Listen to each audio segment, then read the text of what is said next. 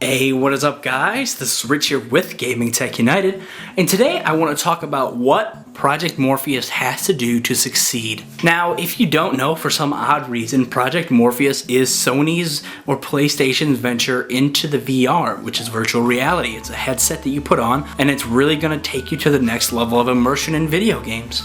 Now, a lot of people have been speculating, well, this thing has to appeal to the broad market. This thing has to appeal to the broad market. If it doesn't get out to the mass people who maybe aren't even avid gamers, then this will never succeed. It will never succeed.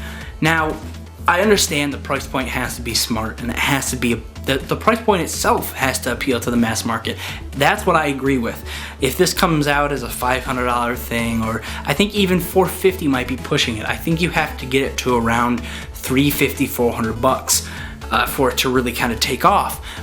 But I think that when you say it has to appeal to a mass market, you have to kind of pump the brakes there. What I believe, and I think that I can give you a little anecdote to back it up, is that once you get the gamers themselves behind it, then you can start to broaden its horizons. And I say it in a way of, when Xbox One was announced at E3, you saw them really, Microsoft being them, really tried to appeal to as many people as possible. They didn't focus on gaming at its core. They said TV a lot, they said sports. They tried to make it for everyone. They tried to make it an everything machine. And there was a lot of backlash. And people said, hey, what about the gamers? What about this thing that this thing's for? The people that this thing is for? What about us? And I think that if Sony's smart, and I hope that they take the same approach that they did with the PS4, they'll say, you know what, we have these millions upon millions of PS4s in homes already, and a lot of these people who bought them are probably pretty hardcore gamers. So we need to focus this Morpheus at them. We have to show them that this isn't a side thing, that when you put this on and you hook it up to your PS4, you will have the time of your gaming life. You are going to enjoy. We have good developers there. We have good titles. This isn't just The Move Part 2. This isn't that. This is its own thing. This is its own big thing.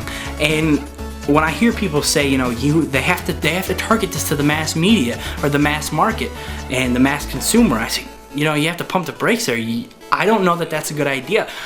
History has shown that the more broad you make your thing, the less welcoming it's going to be. You know, the Wii, I understand it was an outlier, but I think the reason the Wii succeeded is because the price point was so low, and you went in and it was just an all-in-one machine.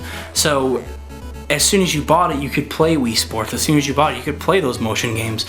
Whereas the Morpheus, you have to get that gamer support, because if you don't, people outside of it aren't going to say, oh, well, I'll buy a PS4 and the Morpheus. That's going to be $800. A normal person sitting there isn't going to say, you know, I think that's a good idea. That's a good price. I think that you have to really get the people who are watching this video. You have to go get the people who frequent message boards, and they frequent IGN and GameSpot and YouTubers and all that kind of you know, that consumption, those people that love video games and own PS4s. You have to get them behind it first, because once you get them behind it and you start selling them, and people say, oh, well, what is the Morpheus? You know, it's been selling like hotcakes to the video game crowd. Then you start to branch out, whether it be in music or in movies or in sports, and that, once it's already got an install base and it's got games behind it, then gamers aren't going to care if you start adding functionality to it. If I already have great games that use the Morpheus beautifully in the first year or two, then I don't care if they say, hey, we're going to kind of broaden the horizons of this thing and see what it can do to the mass audience. Then, you know, I'm fine with that. But my big fear with this is that Sony might take an approach of, we have to appeal to everyone right out of the gates.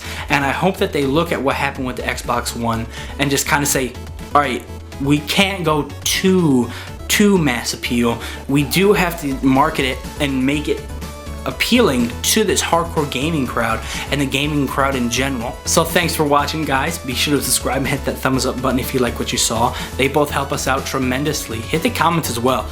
Do you think that I'm just off my rocker? Do you think that I make any legitimate points? I want to hear what you guys have to say. What are your thoughts on the matter? Again, this is Rich with Gaming Tech United. Thanks for watching, and we'll catch you in the next video.